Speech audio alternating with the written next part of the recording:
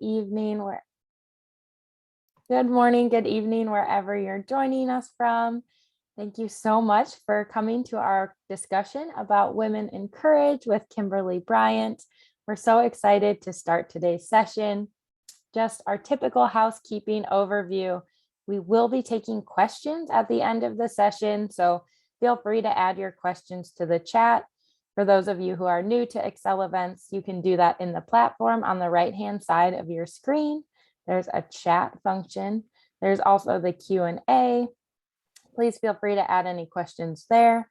And then you can also use the Zoom chat as well. So that's right at the bottom of your screen below the speaker. You'll see the chat function and it will light up orange whenever any messages come in there. So please feel free to add questions there. That's it from me. Thank you again for joining, and I'm going to go ahead and hand it over to Mary. Thank you, Teresa, and thank you all for joining us today. I know that this is a Sunday morning for some people, and really appreciate it. It's Sunday afternoon, and it's Sunday evening for those of you in Central Asia. I love seeing you, Laura, on every session. You're in Argentina. I have no idea what time it is there, but appreciate you. It's 11:05. It's not bad. Wow. AM. AM, not bad then. So we're really honored and privileged to have had so many wonderful speakers. The Tech Girls program is celebrating 10 years this year and was the brainchild of Secretary Hillary Clinton, who herself was a trailblazer in terms of women and women in leadership. So we're really grateful to her to have the idea of Tech Women and Tech Girls. And we have had over 245 young women from the MENA region and South Central Asia participate, who have then gone on to impact over 9,000 other people in their communities. So this Tech Girls Network are they are the leaders. They're leading right now. They're leading with courage. They're showing people that diversity is important, and they are getting the job done and showing up. We are really excited to have gone global this year. So we're actually going to be welcoming young women from over 35 different countries and territories in an in-person program, fingers crossed, this summer. So we want to thank all the 2020 and 2021 girls who participated virtually and took advantage of every aspect of that virtual environment to gain skills, meet people, collaborate. So I want to just take a minute to introduce our speaker. I'll let her also tell her story. But Kimberly Bryant is the founder and CEO of Black Girls Code, a nonprofit organization dedicated to changing the face of technology by introducing girls of color ages 7 to 17 to the field of technology and computer science, while also concentrating on entrepreneurial concepts and mindsets. She's been nationally recognized as a thought leader for her work to increase opportunities for women and girls in the technology industry, and has received numerous awards for her work. She received the prestigious Jefferson Award for Community Service in the Bay Area. She was also named by Business Insider on its list of the 25 most influential African Americans in technology, and named to the Root 100 and the Ebony Power 100 list in 2013. So she's been really ahead of this curve, really opening doors all along the way for a long time. She's been named one of Fast Company's most creative people, and Kimberly was named by the White House as a champion of change for her work in tech inclusion and for her focus on bridging the digital divide for girls of color. The list goes on, and I think all of these words, champion, courage, influential, creative, all are adjectives we could also apply to the Tech Girls. So we're grateful to have you with us today, Kimberly, and I'll let you take it from here. Thank you so much, Mary, and thank you all for giving me an opportunity to chat with you today. A little bit about my experience and background. I am, without a doubt, a big fan of many of the initiatives and creative attributes that Secretary of State, former Secretary of State Hillary Clinton has brought to the world, including Tech Girls. And when I got an invitation to chat with you all, I was like, yeah, absolutely, I would do this, because I've been such a fan of the organization and all of the young ladies who have been a part of it for a very long time. And so first of all, congratulations on your 10-year anniversary. When I was thinking about sort of what I wanted to chat about today, I was thinking about so many things. And I was like, well, I would like to really talk a little bit about sort of what my experience has been over the last 2 years and finding opportunities for the organization during an uncertain period. And I wanted to really talk a little bit about that in light of this current challenges and the past challenges over the past 2 years with the global pandemic, and how I'll tell you a little bit about the story of how it impacted us at Black Girls Code.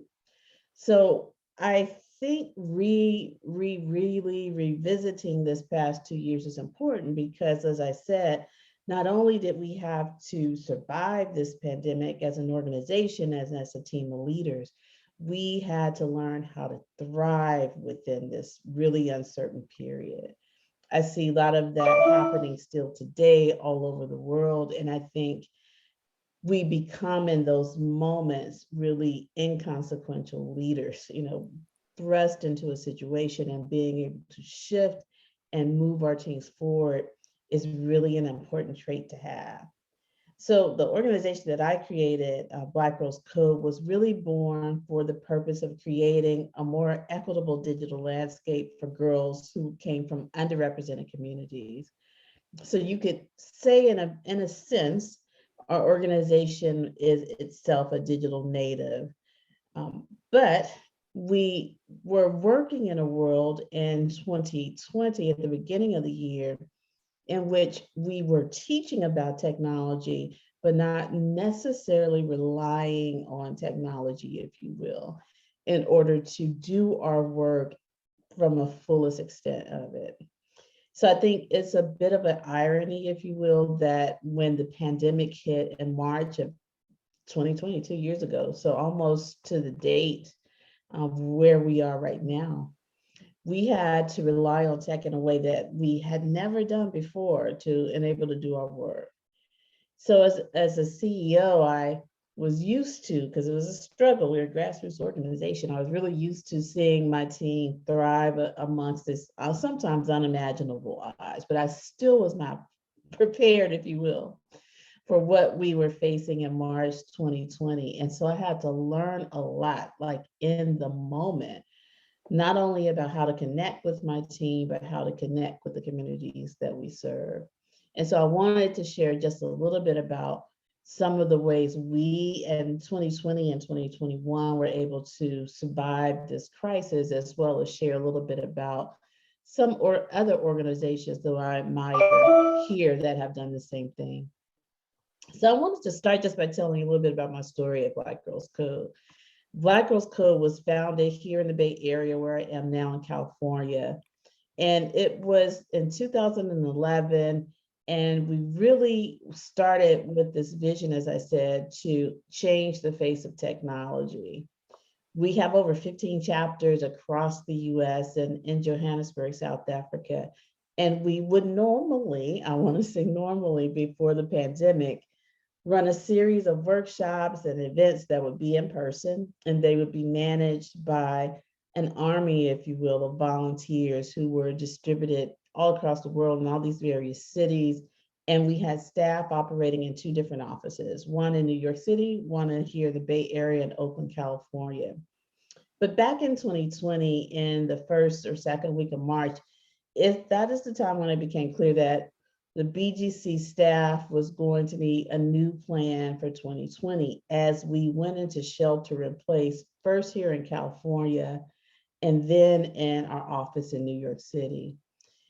Just like Tech Girls, BGC in 2020 was coming up on this 10-year mark. It's actually 10 years for us right now. Now, over those past 10 years, as I mentioned, all of our classes were taught in person, and we reached almost 30,000 students in these chapters that are distributed around the world.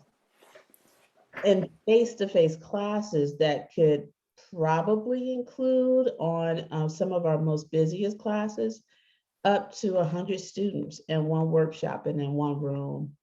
So just this notion of bringing folks together and students together to commune and learn, it really was a cornerstone of our work, because we realized, I would say very early, that what we were doing in our mission is not just about teaching coding and teaching these languages.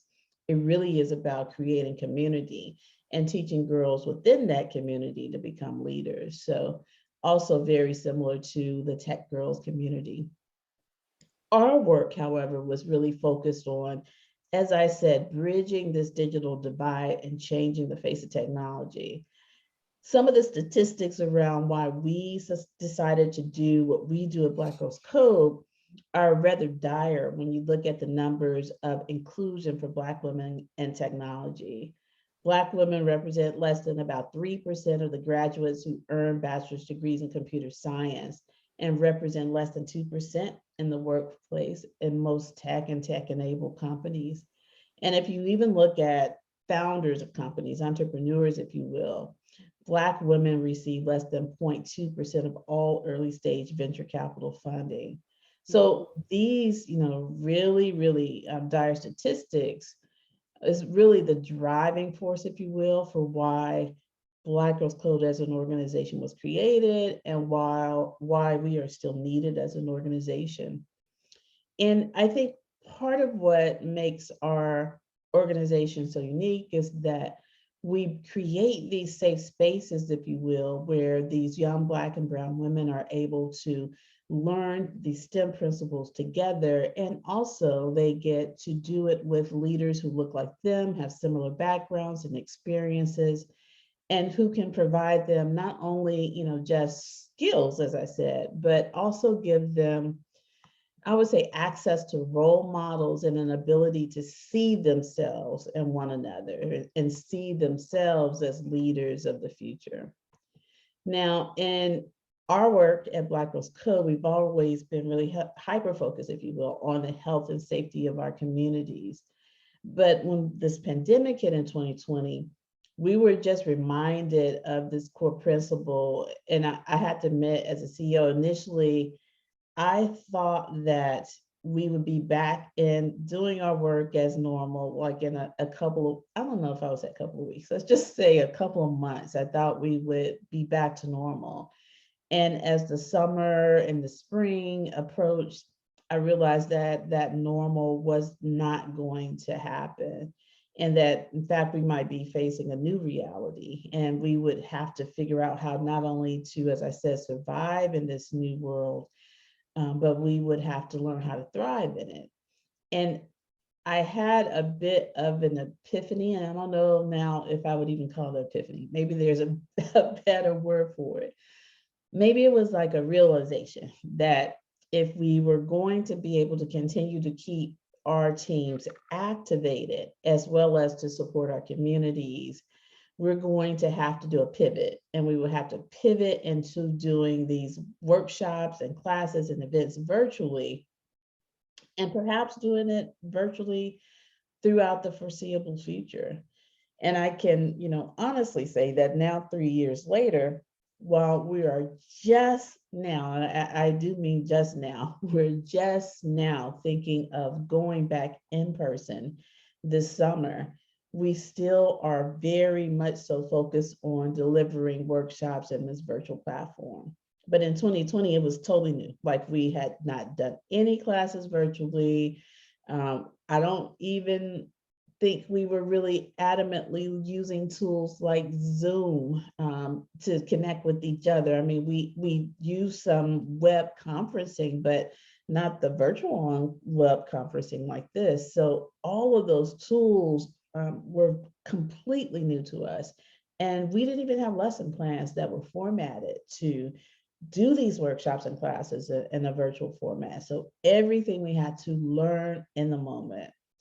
We were blessed and have always been blessed that we have an incredible team in Black Girls Code. And part of our transition was really, as I said, it was even codifying the ways that we would stay connected and engage with each other on these new tools, and more adamantly in some of the tools we used before, like Slack and other tech applications. Because we noticed that if we continue to stay connected with each other, even though we were miles apart, it would bring our team together and also help us to weather the storm. Now, we postponed, as I mentioned, all of our planned in-person workshops initially until the late spring or early summer of 2020. But as that shelter in place wore on, we realized we would not be able to go back. And so we shifted into this virtual model. Now, to do that, the team had to take a step back and sort of reassess, if you will, what things we knew how to do well and what things we needed to learn. So teaching our girls these tech skills with also including opportunities to do enrichment events, panel events, interviews with folks that were working in the industry that would help them build their self-confidence and self-awareness were things we knew how to do well. Another thing that we did well was that we had strong partnerships. So we had developed over the last 10 years very strong industry partnerships.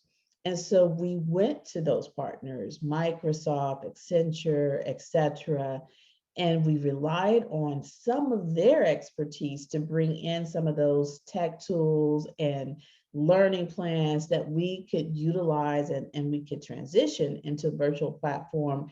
They really helped us develop curriculum. They shared their resources. They shared their teams with us. They really shared all of their knowledge with us to help us transition into this new virtual format. And so we dived, headfirst into this new world of virtual learning. And we created this series with a little fun video called Tech Me. It was a virtual learning system series that we started at the beginning of April 2020. And we sat back once we launched the event on our webpage, and we sort of watched in awe because the numbers of registrants started to tick up rapidly. Every second we were getting another registrant. We thought something's wrong. This is not working. But to our surprise, in a matter of days, like literally a couple of days, we had over 1,000 participants registered. Not just from our regular chapters, but literally from all over the world. We had folks from East Asia, we have folks from Europe, we have folks from the Caribbean, we have folks from Canada. This series was open to all age ranges, not just students and not just students of color. So there's a diversity in the participants as well. And we were blown away by the response from the community and even a broader community to what we were being able to offer. Once we got that first session done in April, we continued to do these virtual workshops, and they continued to grow in frequency, and we changed up the ones that we're teaching. We added more variety, and we literally taught thousands of students. And as a matter of fact, in 2020, we reached over 10,000 students in 1 year. That was more than we had ever reached, even in the year before when we were in person. We taught, game design, we taught web development, we collaborated with partners, as I said, like Microsoft and Tinkercad. We did panels of STEM professionals from all over the country that talked about their journeys. We even gave virtual tours of companies like Fitz Frames that did a 3D modeling demonstration for how they built eyeglasses for young people, and they did it with the students all virtually. So that was just a small snippet of the things that we do, because we did that first year. It now has continued to grow, but it was a pathway for just really planting the seed, if you will, in the moment, working against adversity to develop a virtual delivery model, not necessarily because that was on our roadmap to do, but because we had to change. We had to change in the moment to meet the needs of our community. And that was a really exciting period for us. Now that we're 3 years later, we all are still sometimes feeling, very much so the impacts of this pandemic. Our teams are still primarily virtual. We are still doing virtual workshops in this virtual model that we created, which we continue to iterate on to the point that now we even do We've done, I want to say 3, this year be the 3rd, large hackathons, really sophisticated hackathons with our partner Nike, all virtual. And we've been really lucky, I think, as an organization. We have been able to build a bridge to creating this platform to reach well beyond where we ever did before in this period of change. And we've really been able to transform our organization as well. Now, many of our staff and our volunteers, as well as our staff members, are millennials and digital natives, if you will. So they were born in this era of utilizing tech tools. And their generation who really thrives in these innovative environments. And they've been incredibly resilient and adaptive, which is one of the reasons I believe we were able to thrive in the midst of this chaos, if you will. But myself, I'm a Gen Xer, so I was born at the beginning of that Web 1 space where there was just this thing called a MacBook that was created, and the internet wasn't even a thing. And I think one of the things that I have realized as a leader is that even though this world is continuing to change, we as leaders have to learn how to change with it, especially as we go into this next decade where we have multi-generational workforces that not only still has some baby boomers in it, but they have Gen Xers like myself, they have millennials, they have Gen Z. But one thing that is the same for all of us is the world continues to change around us at an accelerated pace. And for us to be able to do the work that we were called to do, and that we must do for our communities and our teams, we have to learn to change consistently and be able to keep up with the transformation all around us. This next industrial revolution, as I call it, is really going to be focused on utilizing the tools which innovation and technology provides us as a way not only to survive in the world, but to make sure that the world for the next generation and the ones beyond that is a better place.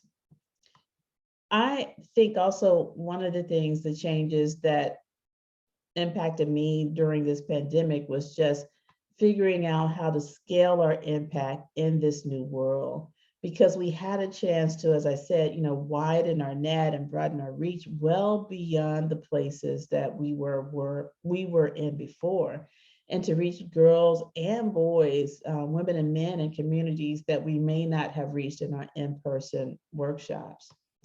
One of the things that I mentioned in our very first Tech Me series was that we were teaching game design, and we had students from across the US, the Netherlands, Jamaica, South Africa, East Asia, Trinidad, Tobago, UK, Canada. It was incredible. But one of the things that I noticed on that feed, it's with the cameras on, is all how important it was still to build these spaces where there was space for connection. And that is one of the things I think as we build in a new world, we have to be very cognizant of how do we build places for students and individuals to connect, even across a digital divide, if you will. As I look at one of the things that I learned during this piece of really transforming our organization was that there's this concept that thought leader Nilofer Merchant calls onlyness. And it's a unique trait that we all possess, that we all have these individual superpowers, if you will. But it's the superpower that you possess alone that allows you to identify opportunities in these times of crisis and use your own unique talents, knowledge, and gifts to create solutions to solve problems in a distinct spot that only you occupy in the world. But within that onlyness, it helps us to find our tribe. And it's finding those that true agents of change within your tribe that really allows us to affect change as a collective. So making sure that we still were able to create a safe space in these transformational moments was what helped us to drive the change from 2020 to 21 and to today. Now, after nearly a decade of operation, I think we learned a lot about what works for our students, and how to stay relevant with the pace of technological change, because that continues to grow. So for us, we also integrate these relevant cultural practices into the heart of all of our programmatic design decisions. We choose technology projects, not just because they are pedagogically sound, but we also really select projects that focus on how students experience life and how they express themselves culturally. And that helps them, we believe, to solve problems that they may see in their community each and every day. I recall back in, I want to say it was in 2020, I participated in this webinar that the Obama Foundation had created for the leaders that were helping the foundation come together. And I was asked during, a very short time, I had to introduce myself, what my team and I had learned during the course of the pandemic, and could I share out with the open team. And the thing that I shared was this is that I learned that change management is a huge challenge under normal circumstances. Changing and transforming is not an easy thing to do. But in that moment, in that year, we were forced into managing change, not just for ourselves, our households, and our communities, but also in our organizations. And I think that during that time, a lot of the folks were going through these same things on that call as well. And I think one of the things that is important is really hard to give ourselves and each other some space to breathe and gain perspective in our roles as leaders. And I shared one of the most challenging pieces for BGC at that time, moving into this new virtual world, was how to break down this virtual, how to break down what we thought before and transition into what was going to be next. So giving up what we knew and embracing the unknown of what was next. As I had said in the beginning of my talk, we had normally been built on this chapter-based model, this local model powered by individual volunteers that we gave curriculum to and we supported them, et cetera. But all of that changed and sort of went out the door with the pandemic. And we got really good at that model, and that's how we grew, and that's how we expanded our reach for the past 10 years.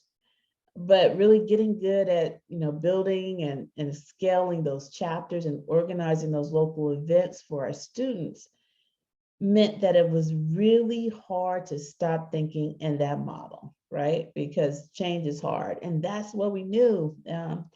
As we continue to go through transformation, I think the biggest thing that I've learned is that change is hard. To give up something that you've always known and you've always done, it's hard to change.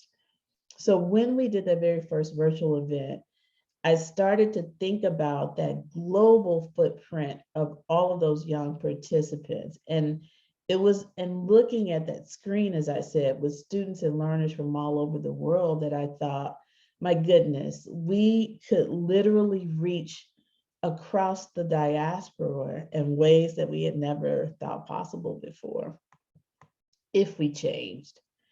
And even if things like they are slowly starting now to go back to normal, how could we not, continue to do this work, continue to embrace this virtual platform and really utilize that to reach into places and expand our impact in ways we never thought possible. And that change and that transformation is a difficult and long road.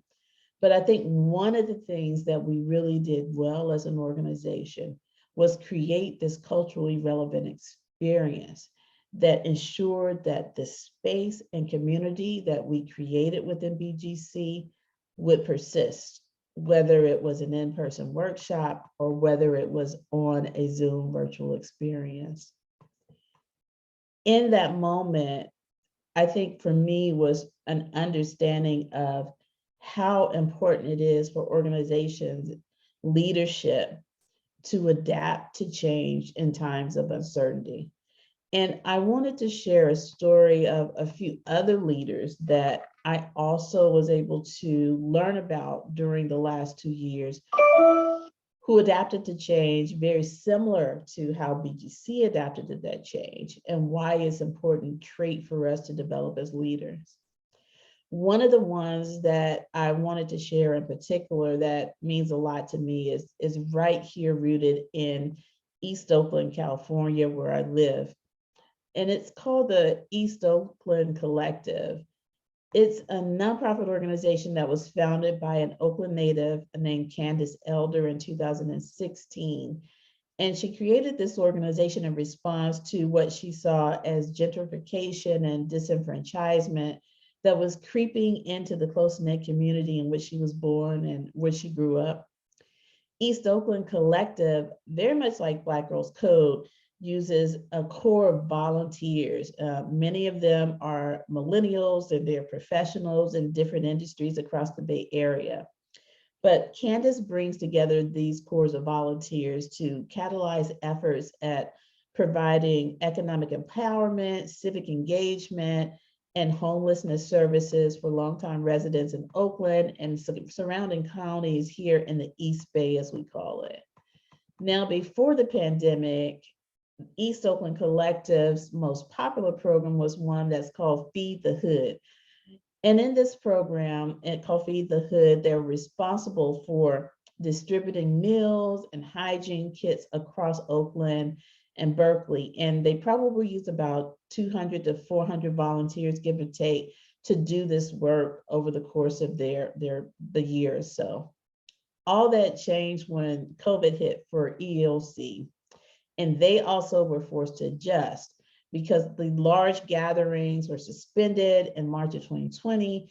And so what that meant for EOC was the catering company that they worked with closed down, as did many restaurants and service facilities and organizations in the Bay Area.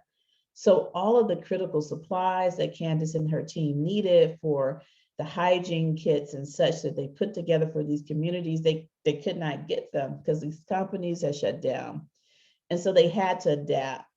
What they did, and Candace led her team to do to adapt, was that they built relationships with restaurants in the Bay Area and abroad, but specifically here for us. Lots of restaurants shut down in the midst of COVID. And they did have lots of supplies that they were unable to make use of.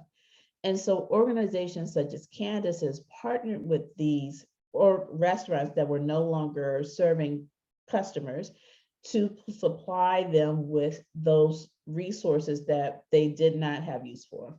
So Candace's team pivoted to not just doing the hygiene kits, but to delivering meals every few days to distribute amongst seniors, disabled residents, low-income families, anyone who was really struggling in this time that needed a bit of extra support.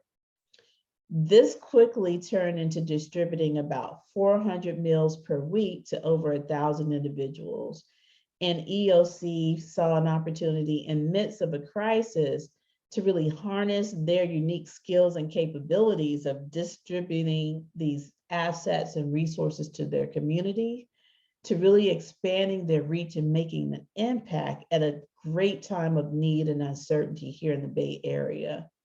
So much of what EOC has done, and I would say is doing, is really similar to our work that we do at BGC. Candace had been introduced in a recent article that I found, and she talked about that the food distributed by her nonprofit organization is carefully curated. So she rents these commercial kitchens and food service facilities, and she even personally taste tests each and every meal to ensure the quality of it, because she only wants to give the best to her community. And she said that, she takes pride in the quality, that nothing can be less than the best for the community that she serves. And her goal was really to give everyone a full, nutritious meal. And they even turn down some donations if they feel it's not up to their standards. And I love this quote that I found in this article by Candace. And she said, if you're going to hand somebody a loaf of bread, at least give them some peanut butter or jelly or sandwich meat. And I thought that was just so simple, but very endemic of the type of leader she is, and wanting to give her community something that would sustain them and not just a handout. Now, EOC as an organization is really what I would say feeding the body of their community. But similar to Black Girls Code, I think of us as feeding minds, which is why we do what we do with such attention to quality. And we're also very prudent with who we partner with and why, to make sure they're aligned with our mission, our values, and our core sets. Because we're not, like Candace said, just looking to hand out a loaf of bread or a few lines of coding skills. We want the students within our communities to have all the fixings, including the tools to create a good career, life skills, so that they can survive in this new and digitally connected world. Now, it's not the first time in history that leaders, and women leaders in particular, have faced extraordinary challenges, made tough decisions, and made huge strides for their causes. I wanted to just touch on quickly, as I wrap up, just an example of a historical figure who also learned how to pivot and transform in a time of uncertainty. And her name is Emmeline Pankhurst, who was a leader of the movement for women's suffrage in Great Britain. When World War I broke out in 1914, Emmeline made a decision that's somewhat difficult for me to wrap my head around. She deferred the equal voting rights campaign that she was a primary organizer for, and switched all of her resources to backing the war effort. Now, war is brutal, and being in this time, in this moment today, I think I might have conflicting feelings on that, honestly. I don't know if that would have been the decision I would have personally made. But this radical shift in perceptions of women's roles in society at that time was just starting to take root. And one of the things that her hordes of volunteers did in that moment was that they took those jobs that traditionally were held by men, and they did those roles because there was no one else to do them. And it made a significant dent in the perception of women and their equal worth in the workplace. So now, while this war was raging towards its conclusion around 1918, an interesting thing occurred. The First Suffrage Law was actually passed. And what that did as a result is it brought 8.4 million women into the voting ranks. And shortly after the war concluded, the government passed a law allowing women to be elected finally to Parliament, which is what she was initially working towards. Now, I am torn around this notion of would that shift have happened if it was not this war? I don't know. It's impossible to say that. But I do want to highlight Emmeline as an inconsequential leader, taking advantage of this moment in time of uncertainty to strategically change her course. And as a result, made a difference in the voting rights and shift of power for women in her country that would have a decades-long and impact into the future in the face of the crisis that was happening around us. So I think this story tells us one thing for sure, that we can all pivot in times of uncertainty and find ways to serve our communities and make sure that we make a dent in the world. As we look at what's happening now in the world around us with Ukraine and the unfortunate impacts of war, we see it every day when we look at the news. These, I wouldn't say heroic stories, many times what catches my eyes are those women, are those mothers who step up and help those that are in most need. And I think that's what we have the unique ability to do as women in leadership. I think, in essence, when I think about these examples of leading through crisis, I'm reminded that we can't get the kind of solutions we want in the world without making space for everyone to give, everyone to lead, and everyone to be a change maker. For me and for BGC, it was pivoting in a time of change, both internally, so that we could do more in the world for our students. But I think as women as leadership, we can all find a way to transition and transform at times of uncertainty. And I think for all of you as leaders, like that is what we are called to do.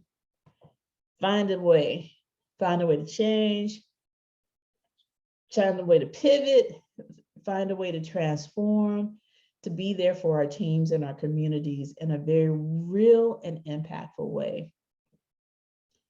I hope, these stories of my experience with BGC, Candace's experience at EOC, Emily Pankers, or any of those women that you see every day that are doing transformational work in the world inspires you to look for and create hope and clear-headed thinking in the time of uncertainty. I hope it makes you curious also. So when there is a challenge, that we don't shy away from it, that you sort of lean into the challenge and figure out, is there opportunity hiding in there somewhere? Because change is hard, change is difficult, and it's certainly difficult when we have been doing things a certain way for a very long time. But I would like to challenge you, to ask that question. Is there an opportunity hiding in there? The answer may not always be a yes, but I do believe if you keep looking and you keep refreshing the way you look at the world, you stay curious and not judgmental, and you take a long-term view while solving the problem that you're dealing with that day, I'm really, really confident that you'll find something, and that changes that you make, not just to survive, but to thrive personally and in your professional life, might be just the transformation you need to really reach success, and to, once we return to normal and whatever that challenge may be for you all, to really create the change, not just for your communities, your families, but change in the world. And I think that in an essence of it is what we as women leaders, not just in tech, but in every field, are called to do. And so I thank you. And I hope that inspires you a little bit to keep going. Happy to take any questions that you may have. Thank you so much for that wonderful presentation, Kimberly. Yes, if anyone has any questions, please go ahead and type them in the chat. We would also love to see if you had any takeaways that you had from the presentation. If you could share a short line or maybe a quote from what Kimberly has said, or what you'll take away from the session.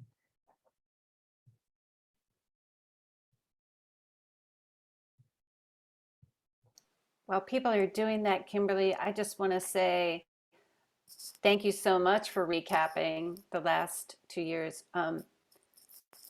It seems longer than that in some ways, but also so much has happened. So in the midst of all of COVID and going virtual too, we also had, the Black Lives Matter movement, all the people out on the streets for justice. Did that get folded in at all to your roadmap, or dealt with in the hackathons?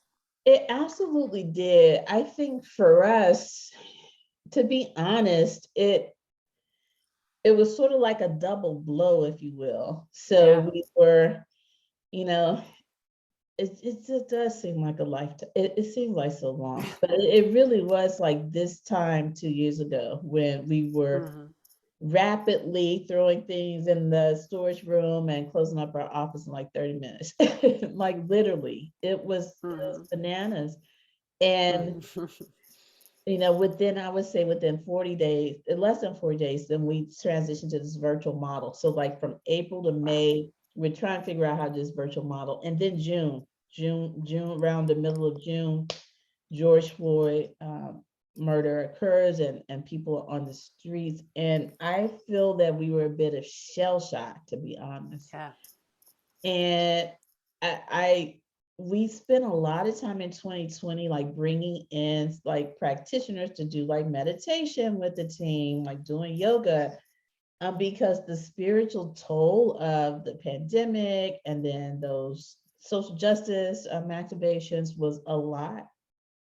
And for us as an organization at that same time, it was like, it was a traumatic experience, but it was also transformational because we started to get so much support as an organization. So people started to give all these donations to organizations and social justice. We were one of those. So I don't know how to explain it, but like,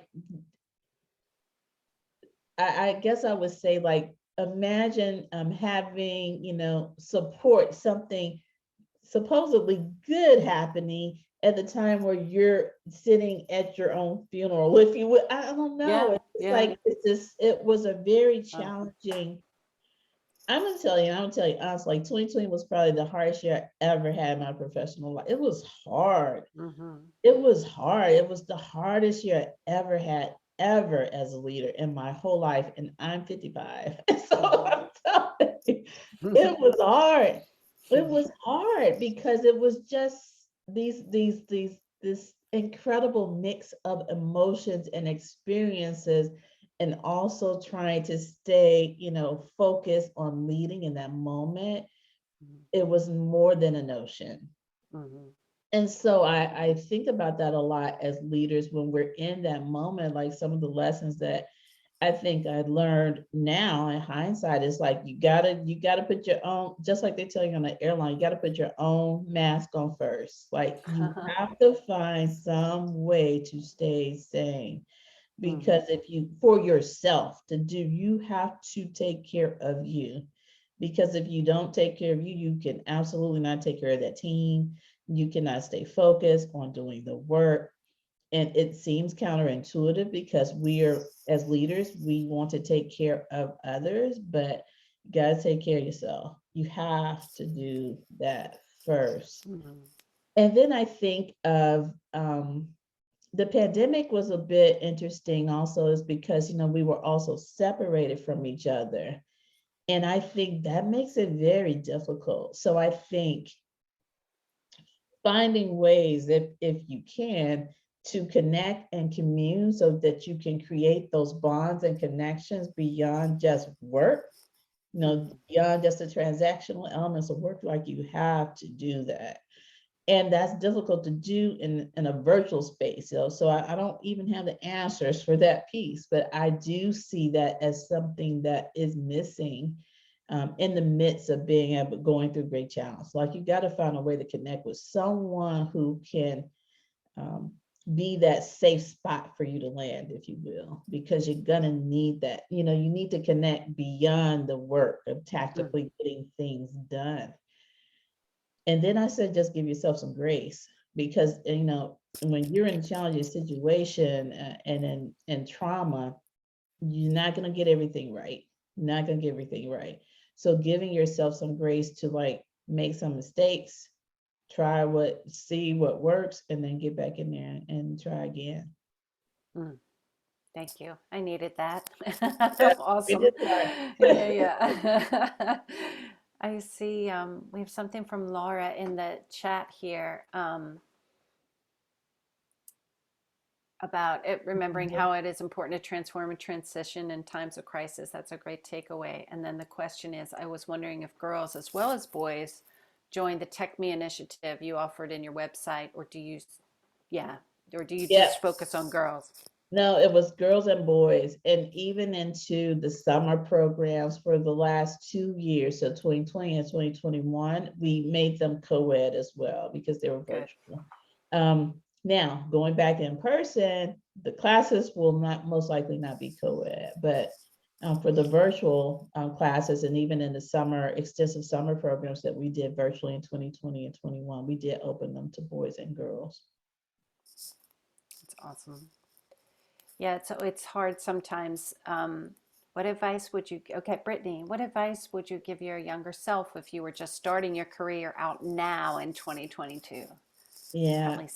Probably same stuff. The same stuff, but I also like to, I always, when I get asked this question, I always say, take more chances, and take more risk.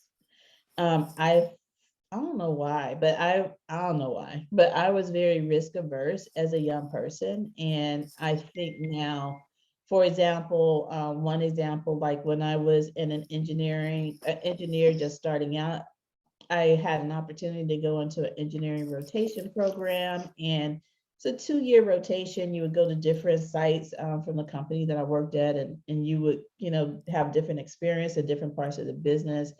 And I got into the rotation program, but it was in a place I didn't want to be. But it was 2 years. But I was like, no, I don't want to work there. It's Boise, Idaho. I don't know if it was Boise, Idaho. It was somewhere.